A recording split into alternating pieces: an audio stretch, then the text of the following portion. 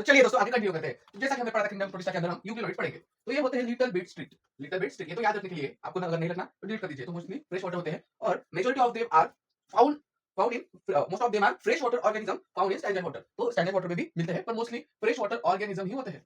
Fresh water organisms ही होते हैं। तो instead of cell wall they have protein rich layer called pellicle. तो बाकी के इनमें तो सेल वॉल होती है। तो इसमें क्या होता है, सेल वॉल की जगह क्या होता है, प्रोटीन रिच लेयर, मतलब जो प्रोटीन का बना होता है ऐसा लेयर इनमें होता है जिसे क्या कहेंगे, पेलिकल। क्या कहेंगे, पेलिकल। तो प्रोटीन रिच लेयर इसमें सेल वॉल की वजह वजह होता है तो उसे कहेंगे पेलिकल। तो इससे क्या होता है, मेक्स देयर बॉडी फ्लेक्सिबल। तो इससे बॉडी उनकी फ्लेक्सिबल हो जाती है।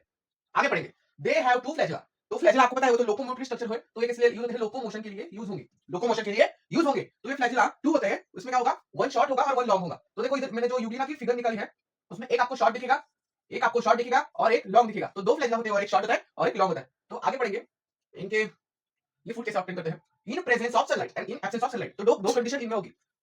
तो अगर सनलाइट प्रेजेंट होगा, इन प्रेजेंस ऑफ सनलाइट, अगर सूरज की किरणें इस तक आई तो ये क्या होंगे, फोटोसिंथेसिस करेंगे, फोटोसिंथेसिस करेंगे।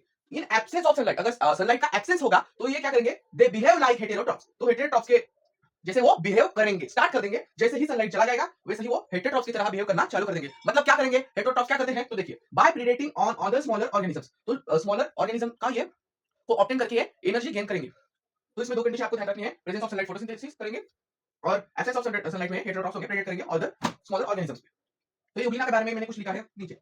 Pigments of euglenoids are identical to those present in higher plants.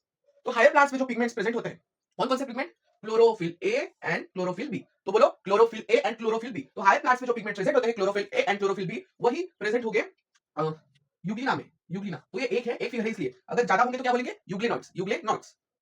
तो इसके बाद क्या आएगा, अब यूग्लिनोइड्स हमने पढ़ लिया है तो इसका एग्जांपल भी क्या आएगा, यूग्लिना ही आएगा, यूग्लिना ही आएगा। तो हमने अब तक क्या पढ़ा, हमने स्टार्ट किया था प्रोटिस्टा, तो इसमें हमने पढ़ा क्राइसोफाइट्स, फिर पढ़े डाइकोफ्लैजेलेट्स, अब पढ़ रहे हैं यूग्लिनोइड्स। तो हमारा क्या क्या रहेगा, स्लाइम मोल्ड्स, प्रोटोजोन्स और फ्लैजेलेटेड प्रोटोजोन। तो नहीं प्रोटोजोन्स, तो इसके टाइप भी है प्रोटोजोन्स के, वो बता रहा था मैं। तो अब हम क्या पढ़ेंगे इसके बाद सीधा हम पढ़ेंगे स्लाइम मोल्ड्स। तो ठीक है पढ़ेंगे।